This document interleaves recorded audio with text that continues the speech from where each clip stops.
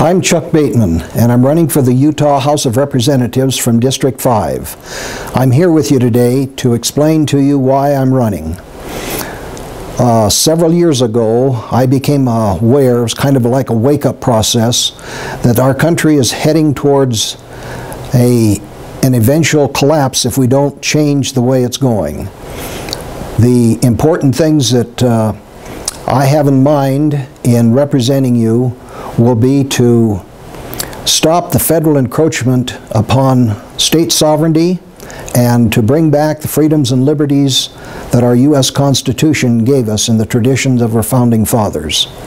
I am concerned upon these encroachments and the power that's being usurped by the federal government, and I want this to stop and to get the federal government back into the powers that were given to it by the original Constitution. They were a set of enumerated powers, 17 of them. Article 1, Section 8.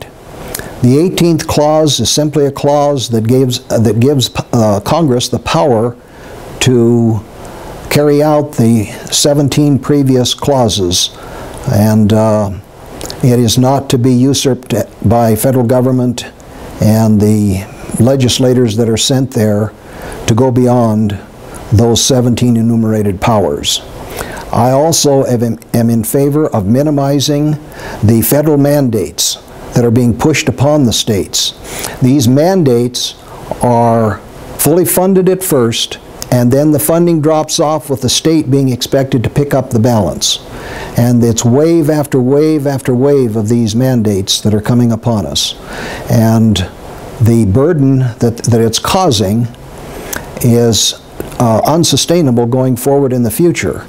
This has to be stopped, and to stop it, we're going to have to push back against these mandates, go our own direction, and at first it's going to hurt in the pocketbook for every citizen that pays taxes, because we're going to probably continue paying taxes while we're not receiving the benefits. However, it's not that great compared to what's being taken in taxes.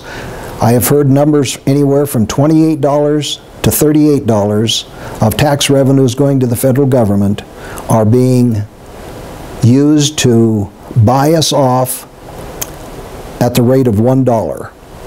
And I believe that our ability to push back that $1 will not be that crippling to us until we can get a common stand and having power through states' rights, through our 10th Amendment rights, to control this. The second area is the minimizing of federal mandates that are coming down in education, cap and trade, in what is coming to be a big issue in the way of water and water rights, both for our state and for the individual citizens. Another area has to do with the mandates in education that I believe are crippling our schools and the monies that we have for education. Not only that, but the progressive liberal ideas that are introduced and now have almost completely infiltrated the education system in terms of the teaching materials that are purchased each year to teach our students. The third thing is to axe the excess spending at the state level. We have a lot of spending yet that is going into areas that are not productive and that the people are concerned about in the way of spending. And so I'm willing to work with the people in finding ways in which we can stop this excess spending. A lot of it has to do with administrative areas that are being required through the federal mandates coming from the U.S. government.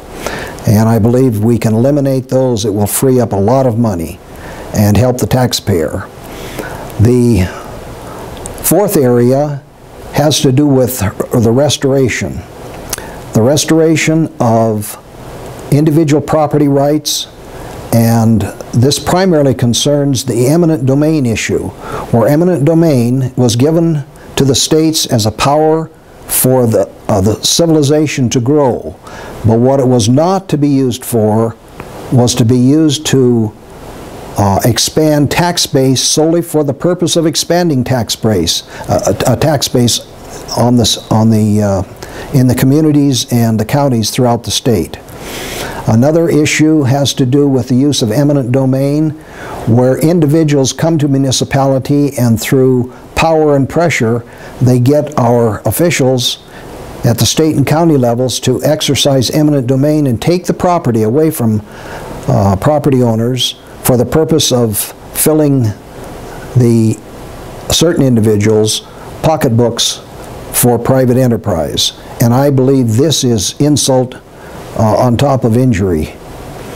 The fourth area that I'm concerned about also includes the federal lands that are being held by the federal government or under their control. And we have a tremendous amount of minerals and energy that would be available to us if the state could have access to those lands. There are certain state lands that we're not even able to get to because the federal government surrounds us, and the environmental people have put such pressure on traveling on the federal land that we can't get in and get access to the minerals and the use of that state land.